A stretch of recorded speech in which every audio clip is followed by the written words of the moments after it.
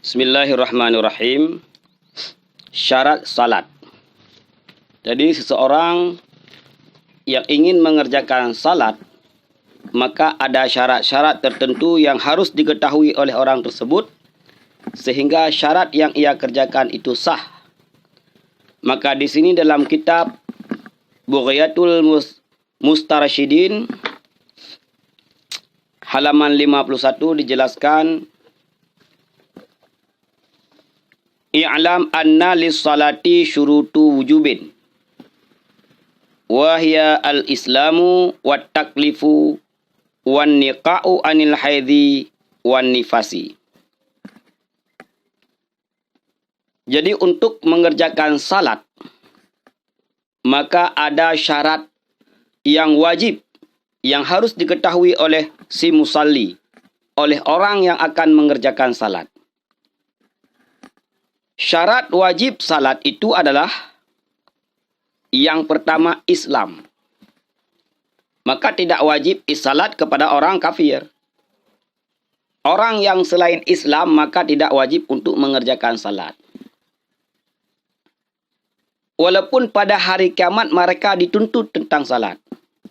Ketika Allah Subhanahu wa taala bertanya kepada orang kafir, "Ma salakakum fis sakar?" Ketika itu mereka menjawab, "Lam naku minal musallin." Kenapa di dunia mereka tidak dituntut, tidak wajib untuk mengerjakan salat? Karena dalam salat itu ada niat. Dan seseorang yang berniat untuk mengerjakan salat, maka harus dalam kondisi Islam. Tidak sah niat seseorang yaitu apabila dia tidak Islam, maka mauquf, terhentinya sah niat seseorang yang kafir. Maka syarat yang pertama adalah Islam. Syarat seseorang itu wajib mengerjakan salat. Wa taklifu, dan taklif. Taklif ini adalah balik dan berakal. Jadi ketika sudah batas pada had balik, yaitu wanita ketika sudah berhaid ataupun sudah sampai 9 tahun. Bagi seorang laki-laki sudah ihtilam, bermimpi basah, ataupun sudah sampai, sebahagian mengatakan 13 tahun, sebahagian mengatakan 15 tahun.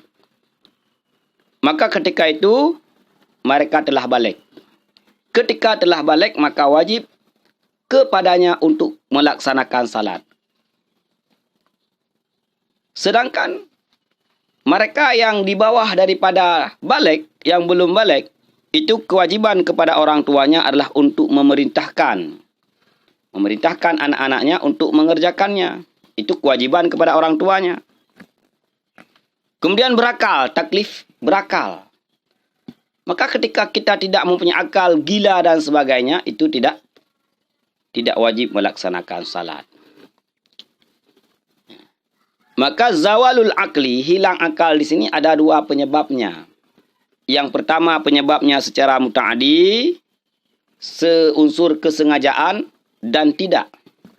Maka bagi orang yang unsur kesengajaan karena mengonsumsi narkoba kemudian gila ataupun lain-lain, disebabkan oleh dirinya dengan cara yang muta'adi, dengan cara yang sengaja, maka dia tetap dituntut untuk salat-salat yang tidak dia kerjakan selama dia gila.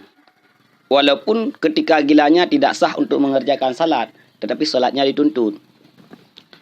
Namun orang yang gila disebabkan tidak muta'adinya suatu perbuatan yang ia lakukan, maka orang tersebut lepas. Tidak taklif, tidak diberatkan kepada mereka.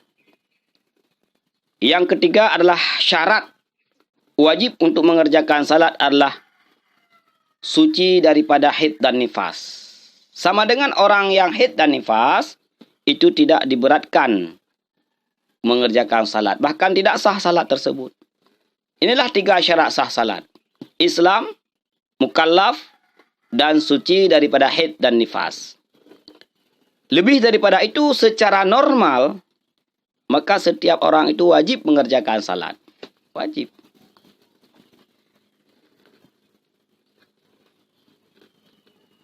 Wa syurutu sihatin wa hiya arba'atu aqsamin. Kemudian dalam mengerjakan salat ada syarat sahnya. Yang tadi syarat wajib untuk mengerjakan salat. Kemudian ketika salat yang akan dikerjakan, maka ada syarat sah salat. Maka di sini dijelaskan syarat sah salat itu adalah 4. Ma huwa syartun li kulli ibadatin wa huwal islam wa tamyizu wal ilmu bil fardiyati. Yaitu syarat bagi tiap-tiap ibadat Islam. Islam adalah syarat, bukan saja syarat sah, bukan saja syarat untuk salat, tapi seluruh ibadah.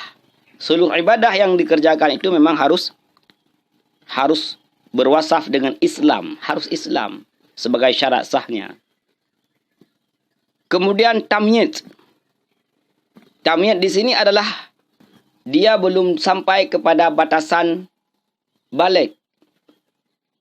Ketika dia dapat membedakan ini najis, ini bukan najis, begini caranya, dia tahu. Itu dinamakan dengan tamyiz. Maka ittifaq daripada ulama kita dalam mazhab Syafi'i, tamyiz itu adalah umur 7 tahun. Bagi orang yang normal 7 tahun, walaupun ada yang di bawah 7 tahun itu sudah tamyiz.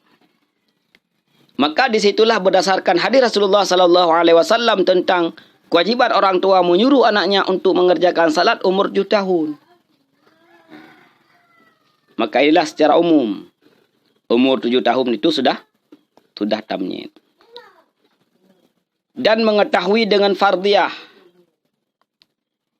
Orang yang mengerjakan salat, dia harus tahu fardu-fardu yang ada dalam salat. Karena yang ada dalam salat itu ada 3. Ada fardu, ada sunat, dan ada hay'ah. Fardu ini dikatakan dengan rukun. Sunat ini dimaksud dengan sunat ab'ad. Dan yang ketiga adalah hay'ah. Wa alla ya'taqida fardan sunatan. Dan yang terakhir bahwa jangan pernah beriktikad fardu salat itu adalah sunat. Ketika dia membaca Allahu Akbar, jadi niat dan takbiratul ihram tersebut jangan pernah beriktikad itu adalah sunat. Bismillahirrahmanirrahim. Alhamdulillahirabbil alamin. Ketika dia membaca Fatihah, dia tidak beriktikad bahwa Fatihah itu adalah sunat.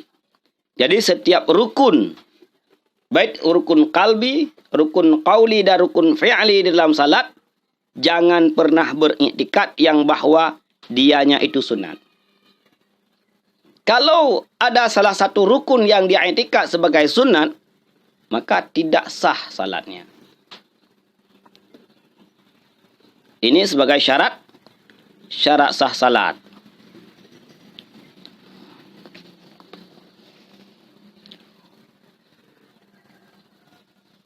Wa ma huwa syartun lis salati faqat. Syarat untuk melaksanakan salat. Jadi syarat untuk melaksanakan salat wa huwa taharatul hadasi wal khabas. Yang pertama adalah suci. Suci daripada hadas dan najis. Hadas asghar ataupun hadas akbar, hadas besar ataupun hadas kecil, harus suci daripada hadas. Kemudian suci daripada najis. Suci tubuhnya, pakaiannya, dan tempatnya. Jadi tidak boleh tempat yang kita pijak itu bernajis. Tidak boleh pakaian yang kita pakai itu bernajis. Tidak boleh badan kita itu ada salah satu juzuk daripada badan kita itu bernajis. Ini yang mulasakah, yang menyentuh dengan diri kita. Sedangkan najis yang ada di depan kita, misalnya di tempat berhadapan kita dengan najis, itu lain hukumnya, makruh. Tidak sampai kepada tidak sahnya salat. Wasitru, kemudian menutup aurat. Sitru di sini, menutup aurat di sini dalam salat adalah sitru launil aurat, menutup warna aurat. Karena dalam menutup aurat itu ada menutup warna aurat dan ada menutup bentuk aurat. Maka dalam salat itu harus menutup warna aurat. Tidak boleh kita menggunakan pakaian yang pakaian tersebut transparan, tembus pandang, sehingga nampaklah warna kulitnya seorang. Ini hati-hati bagi kita yang memakai baju, yang memakai mukena. Karena ini sangat sulit bagi perempuan, bagi wanita. Karena mereka adalah sekalian badannya selain daripada muka dan dua telapak tangannya adalah aurat. Maka lengannya yang nampak, tidak menggunakan baju yang lengannya panjang, dia bermukena tetapi kulit tangannya nampak, itu tidak sah. Jadi harus menutup aurat, sitru, menutup aurat. Menutup warna aurat. Jangan pernah nampak warna kulit kita ketika berpakaian. Kalau untuk laki-laki, jangan nampak dari samping dan dari atas. Dari kerah baju kita lihat ke dalam, jangan nampak.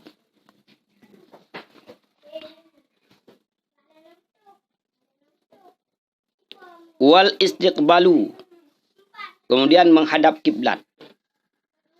Dalam mazhab Syafi'i, menghadap kiblat. Maka seorang itu ketika dia menghadap kiblat, secara zanniyah, bahwa dia mengzan yang dia hadap itu adalah bertentangan dengan Ka'bah.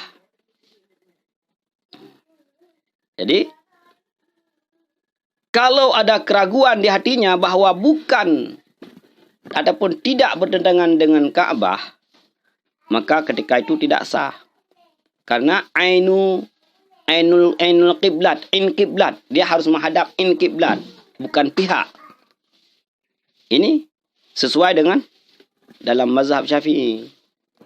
Jadi harus menghadap kiblat. Jadi tidak boleh ada keraguan dalam diri seseorang tentang dia telah menghadap bertentangan dengan kiblat ketika melaksanakan salat. Yaitu minimal zanniyah. Minimal zan, walaupun kita tidak dapat naik kepada tingkat yakin.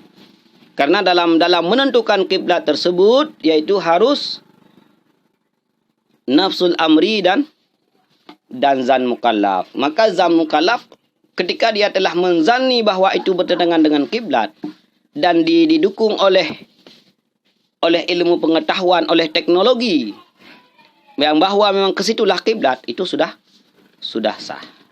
Maka inilah beberapa yang kita bahas. Yang pertama syarat wajib salat, yang kedua yaitu syarat sah salat, yang ketiga yaitu syarat ketika kita ingin melaksanakan salat dan ketika kita melaksanakan salat. Mudah-mudahan bermanfaat.